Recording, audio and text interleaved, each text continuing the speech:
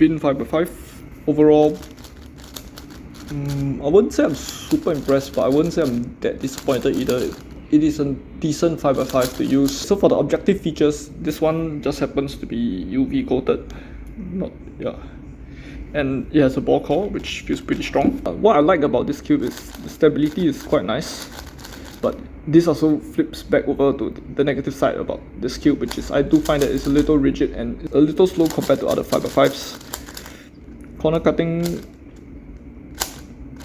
I would say it's the best, but it's passable.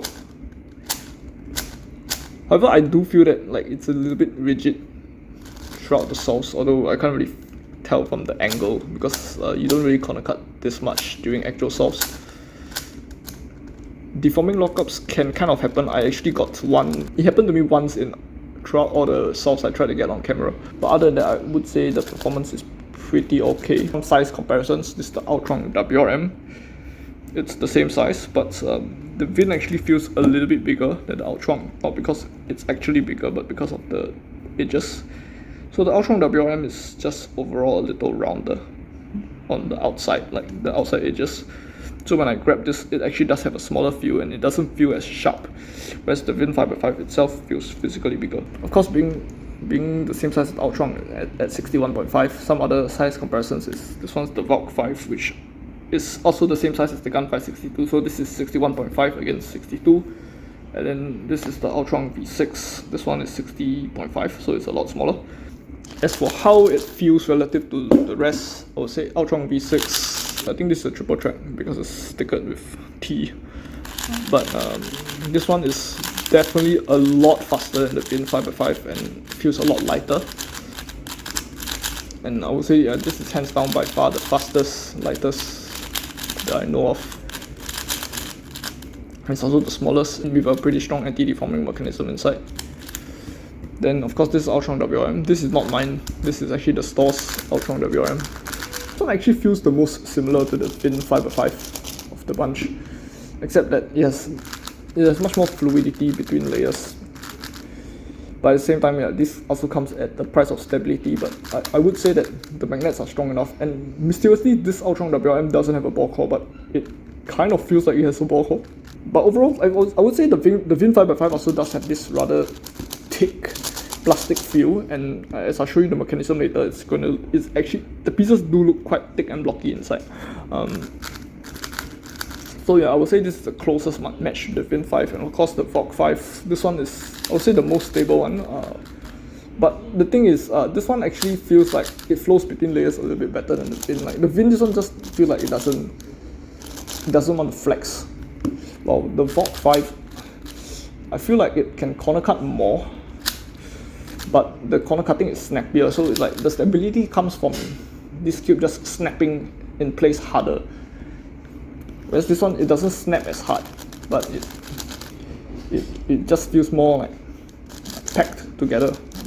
As for how it feels against the Gun 562, since I didn't bring the Gun 562 to the shop, I would still say the Gun 562 is the most solid and stable one of the bunch, like at the very end of the spectrum, even like one level high above the VOG. So being the most stable one is the Gun 562, then after that the VOG, then probably the VIN 5x5.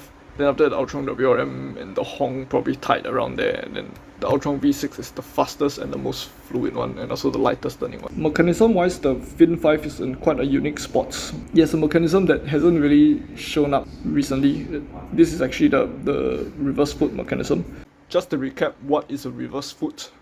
This is a Qi Wuqie 4x4, which is one of the greatest cubes in 2016, and also one of the first few to do the reverse foot before Cheese basically just stopped implementing this mechanism somewhere around, I think the Ambition 4x4 was the first. Okay, maybe not. Maybe there are a few earlier models that stopped using this feature, and then every cube since then sort of forgot about this feature.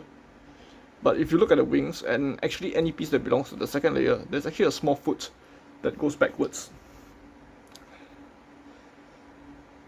And this actually hooks under the corner, so this wing hooks underneath the corner. So you notice the corner, and in short, anything that's first layer has a trench dug into it, and the foot goes inside this trench, and it actually prevents this piece from like popping. The old Chini cubes just have one really small spike here, while the Vin has the same feature but it's massively upsized. It has a very big reverse foot, so the edge hooks backwards and the corner base is hollow and it hooks under the corner base. There's actually another modern cube that uses the reverse foot, and that is none other than the Gun 460 V2. However, I didn't really disassemble it when I'm in the shop. To digress a bit and talk about the Gun 460 V2, I actually like it for its speed and its fluidity, but I do feel that the corner cutting is a little insufficient, and I'm also not a fan of the size at all. I personally like all the 59 and 58mm 4x4s, and 60 it's just really not my size preference. But anyway, back to the Vin 5x5.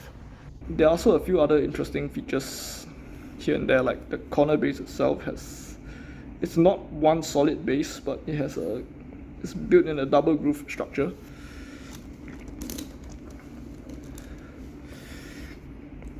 But in comparison, the midge is flat, so the double groove isn't really hooking under anything.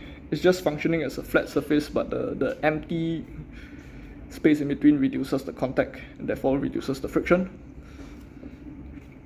The Vin 5x5 also has a rod magnet that brings it pretty close to the core. Despite how strong the ball core feels when I was handling the cube just now, the core corner magnet distance actually isn't that close. There's at least like 2mm between the core magnet and the corner magnet. It could be because the rod itself is pretty strong, but it's actually much thinner than I expected. If you remember, not this Ultron WRM, but my own one, that one has a 4mm thick rod. This one looks like it has a 2mm thick rod.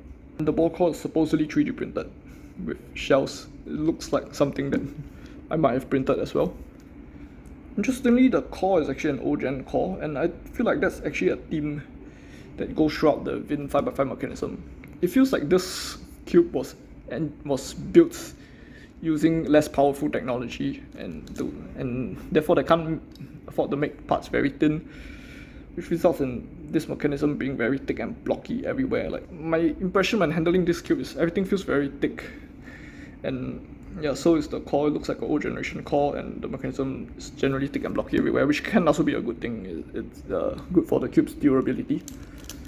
And it's also pretty impressive that, like, let's say if this was really built on a less powerful machine, it shows that the designer is really skilled. He's able to level up the cube to almost as good as some of the other brands built on more powerful machines.